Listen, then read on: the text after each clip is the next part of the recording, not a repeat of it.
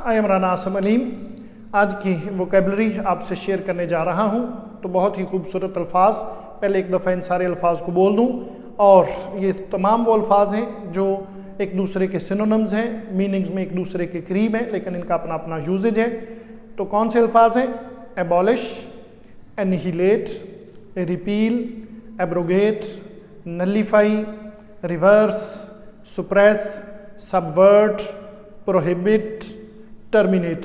तो ये वो अल्फाज हैं जो तकरीबन मीनिंग में एक दूसरे के करीब हैं, हम इनको सिनोनिम्स कह सकते हैं, लेकिन इस्तेमाल इनका अपना अपना है। तो सबसे पहले मैं एबॉलिश की बात करता हूँ।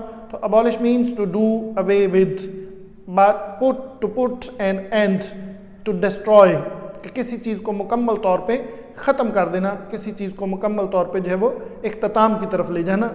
And it is used only of institutions, customs and conditions, specially those wide spread and long existing, कि वो रस्म व रिवाज, वो चीज़ें जो बहुत देर से जो है वो प्रैक्टिस में होती हैं, तो उनको ख़त्म कर देने को एबॉलिश कहते हैं। फिर उसके बाद दूसरा लफ्ज़ एनिहिलेट है। तो annihilate means to put absolutely out of existence, किसी चीज़ को मुकम्मल तौर पे जो है वो ख़त्म कर देने को एनिहिलेट कहते हैं, यानी कि किसी चीज़ का मुकम्मल ख़ात्मा कर देना। फिर उसके बाद वर्ड रिपील है। तो repeal means to put an end to a law, किसी लॉ को ख़त्म कर देना, उसको रिपील कहते हैं, किसी कानून को ख़त्म कर देना। मिसाल के तौर पे parliament has repealed the divorce law, कि पार्लियामेंट ने डिवोर्स लॉ को जो है वो ख़त्म कर दिया।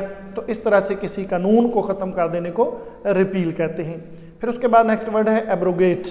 Abrogate means to put an end to a law without formally repealing it, किसी चीज़ को कानूनी तौर पे नहीं बल्कि कानूनी तौर के रिपीलिंग के बगैर जो है वो इख्तिताम की तरफ ले जाना, ख़त्म कर देना, तो उसको एब्रोगेशन कहते हैं। और सम टाइम इसमें क्या होता है, ज़बरदस्ती का एलिमेंट भी शामिल होता है, कि जिस तरह किसी ने आइन को एब्रोगेट कर दिया, मनसूख कर दिया, तो मनसूख करने के मानों में इस्तेमाल होता है।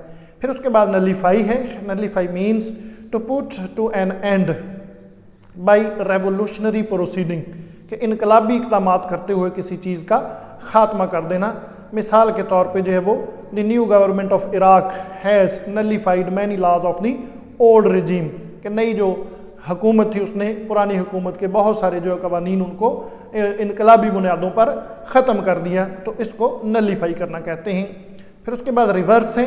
तो reverse means to give an opposite decision, यानी कि एक डिसीजन किसी शख्स ने कर दिया, एक फ़ैसला कर दिया, तो उसके ऑपोजिट जो है वो कोई फ़ैसला देना, उसको रिवर्स कर देता है। मिसाल के तौर पे the high court can reverse the decision of N inferior court, के हाई कोर्ट छोटी कोर्ट का जो फ़ैसला है उसको रिवर्स कर सकती है, उसके अगेंस्ट जो है कोई फ़ैसला दे सकती है। फिर उसके बाद नेक्स्ट वर्ड है सबवर्ट।